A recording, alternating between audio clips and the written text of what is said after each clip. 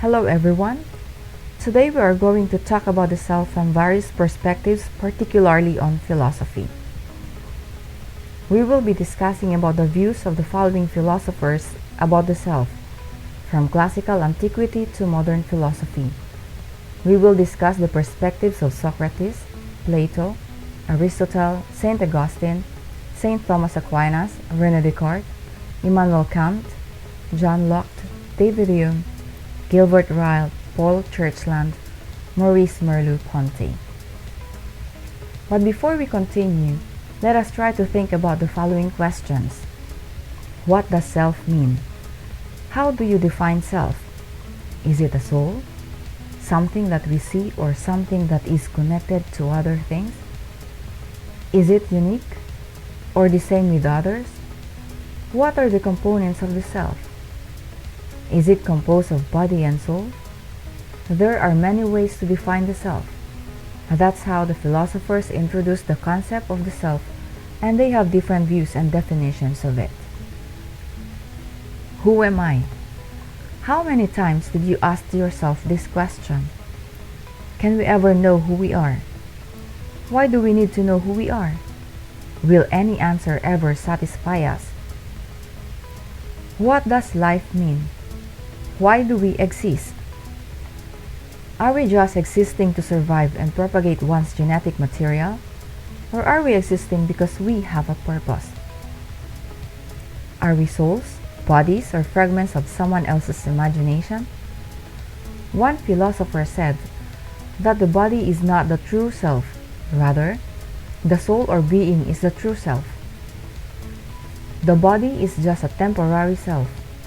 It is a replica of the true self.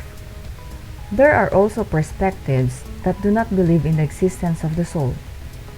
What you see is the reality. There is no life after death and no life before living.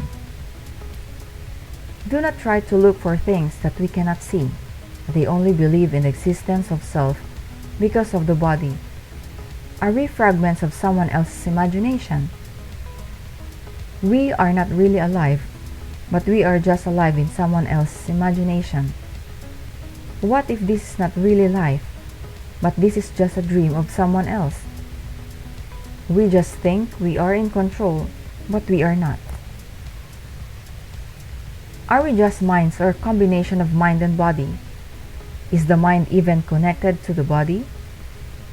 Or is there a conflict between the mind and the body? Is there even a mind because we cannot see it? Is there life after death?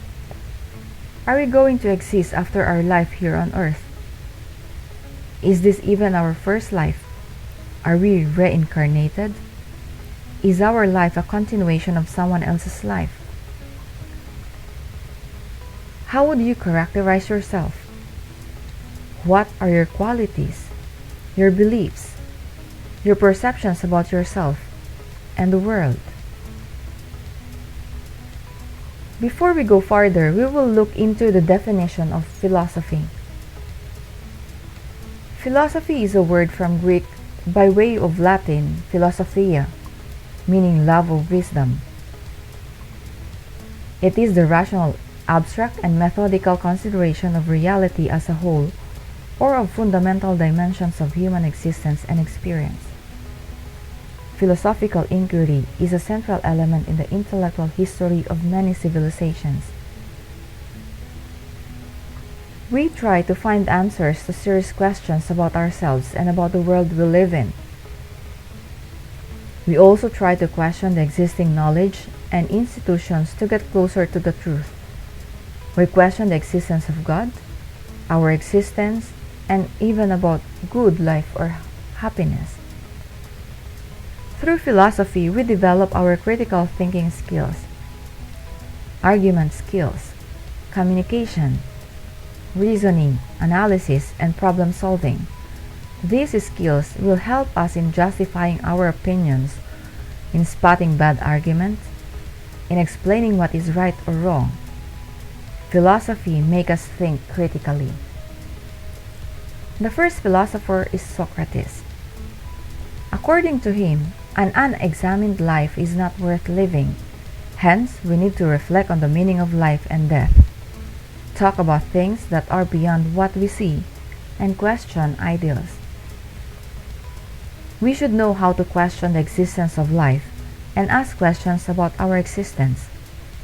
He believed in dualistic approach in understanding the self, that we are composed of body and soul. The body is imperfect and impermanent, and it belongs to the physical realm, which is changeable, transient, and imperfect. The soul, on the other hand, is perfect and permanent, and it belongs to the ideal realm, which is unchanging, eternal, and immortal. We need to clarify here that the soul is something that we cannot see. It is an entity, and it does not necessarily refer to the religious definition of the soul. Socrates was the first thinker to focus on the full power of reason on the human self. He tried to find answers to the questions who we are, who we should be, and who we will become.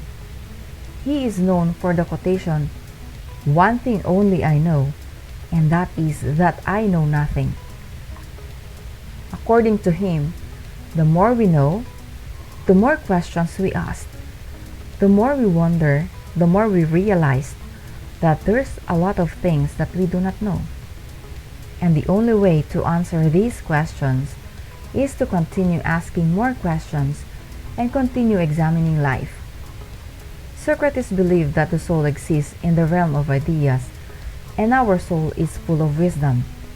We can answer questions about life, but once the soul comes into the material world, we forgot everything. However, we can still connect to the past life by examining life through asking questions. Furthermore, he is known for his Socratic approach, or teaching by asking questions. The soul strives for wisdom and perfection, and reason is the soul's tool to achieve an exalted life. A person can have a meaningful and happy life only if he becomes virtuous and knows the value of himself. That can be achieved through constant soul searching. The second philosopher is Plato. He founded the academy, which is considered as a prototype of today's universities. The universities that we know are designed after the Academy of Plato. He believed in the dichotomy between the ideal and material world. This world is just the replica of the real world, because the real world is a world of forms which exists in the realm of ideas. What we see in the material world is not the perfect thing. It is in the world of ideas. The soul is the divine and the most intellectual part of the self. Plato believed that there are three components of the soul, namely rational soul, spirited soul, and appetitive soul. Rational soul is the reason and intellect, the divine essence that enables us to think deeply, make wise choices, and achieve a true understanding of eternal truths. Spirited soul is the emotion and passion, which includes the basic emotions such as love, anger, ambition, empathy, and aggressiveness. The third is the appetitive soul, which pursues desire. It includes our basic biological needs, such as hunger, thirst, and sexual desire.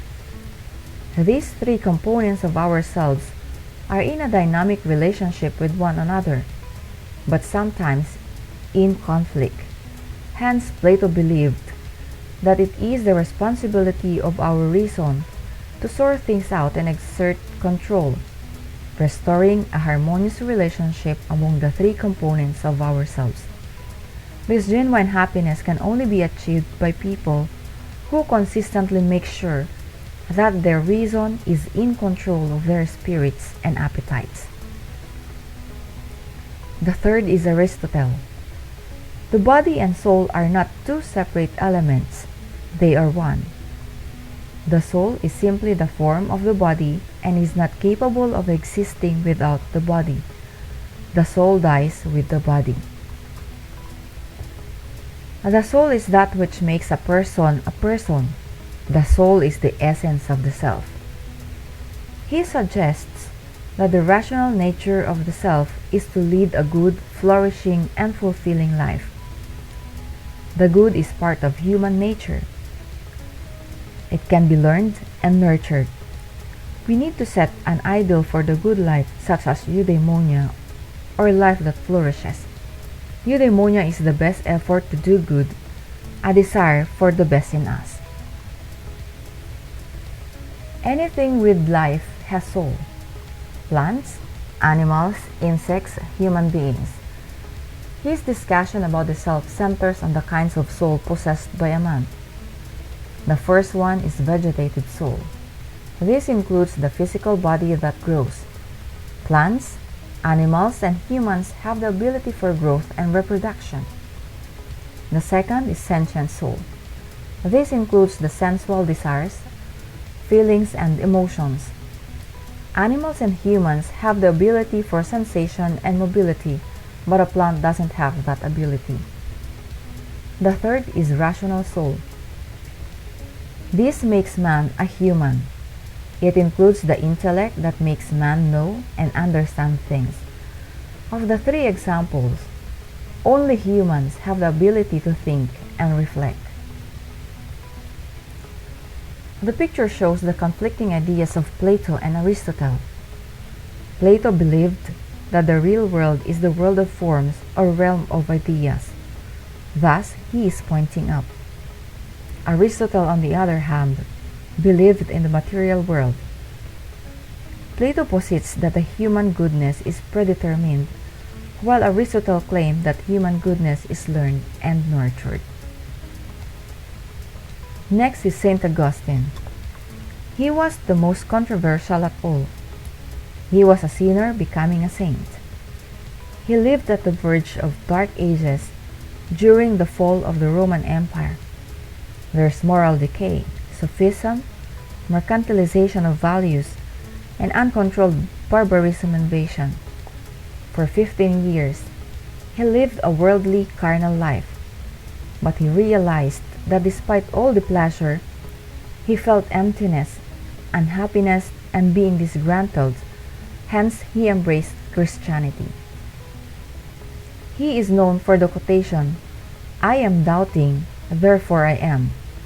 For him, questioning our faith will make our faith stronger, and the more that we understand our faith. Like Plato, Augustine believed that man is a bifurcated nature. He believed in dichotomy. There are two aspects of man. The first one is imperfect or earthly, and the other is the one capable of reaching immortality. The goal of the person is to attain communion with the divine. The world of the materials is not our final home, but only a temporary one. The real world is where God is. We are like pilgrims in the pursuit of happiness or eternal happiness. Pilgrims always end up with the Creator for the ultimate happiness, and it is our moral obligation to find the happiness with God. St. Thomas Aquinas is one of the doctors of the Church. He believed in dichotomy where man is composed of matter and form. Matter and form are his own version of body and soul. Matter is the common stuff that make up everything. We are similar to other people, animals, and other creatures because we have material being or body, but we are different to other people or other creatures because we have our own form or soul. St. Thomas proposed the analogy of being. There is in the analogy of intrinsic attribution maintained a great dissimilarity or difference between God and man. Interpreted in the light of the doctrine of participation, the transcendence of God is well preserved because He is ultimately the source of being of man. God is the source of everything, including our life. But at the same time, the immanence of God is well maintained because man shares in the being of God. Thus, human beings are given the ability for thought and reason. The analogy of intrinsic attribution also puts more focus on the issue of causal and dependent foundation of the human nature in the divine nature without disrupting the human nature's natural constitution. Supported, as it were, by the doctrine of participation and the principle of exemplarity. In short, God is the cause and man is the effect. God is the creator and man is the creation. Rene Descartes. He is famous for his quote, "I think, therefore I am." He is the father of modern philosophy and endorsed hyperbolical doubt. He doubts the existence of his own physical body. For him, the existence of his body is not a proof that he exists. How did he prove that he exists? According to him, the mere fact that I can doubt is the evidence that I exist. He is one of the reasons why we question a lot of things about existence. His perspective diverts from the idea of body and soul. Doubting makes one exist. Immanuel Kant. He debunked the idea of predeterminism. Thus he posits that we construct the self, not predetermined. In philosophy, predeterminism shows that all events of the past, present, and future have been already decided or are known, including human actions.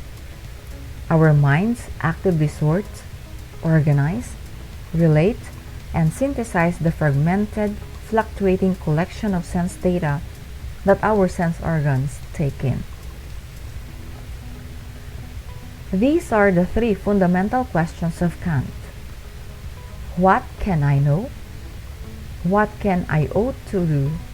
And what may I hope for? Enlightenment philosophy, the clearing or clarification, is the action of making a statement or situation less confused and more comprehensive. It starts or sits a reason. Kant refuses to be a handmaid of dogmatic thinking. Dogmatic thinking is the strong expression of opinions as if they were facts. He questions the idea of good. He revised the natural moral law and provided the following: act according to thy maxim, that which you can will to be universal law of nature. How can you universalize the act? How can it be moral? Example: giving alms can be universalized, but killing is immoral, so it cannot be universalized. Furthermore, he proposed that man must behave as a person of the state, show love of country, and ought to do moral to follow. Finally, he believed that there is always a possibility for achieving it. John Locke claimed that our identity is not locked in the mind, soul, or body. What makes his theory unique is that he included the concept of memory.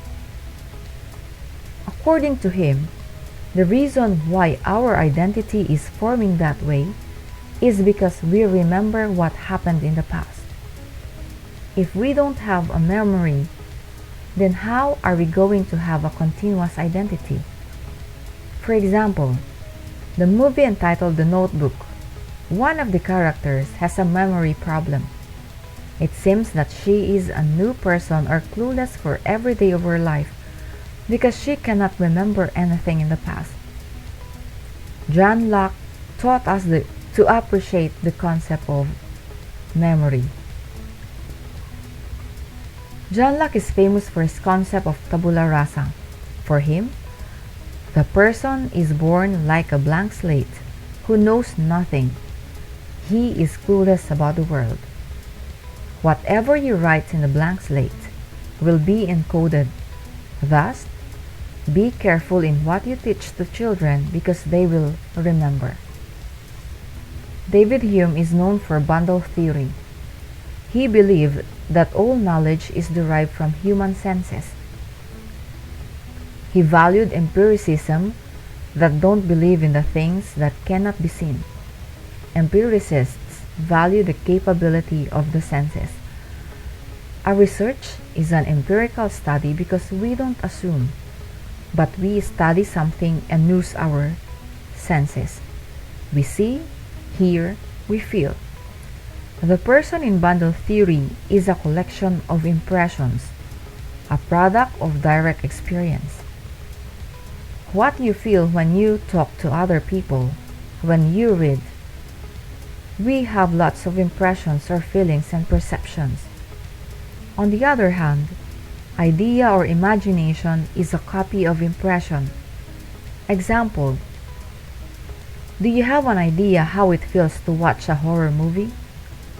You are not watching right now, but you already have an idea. It is no longer an impression, but a copy of that impression. Gilbert Ryle.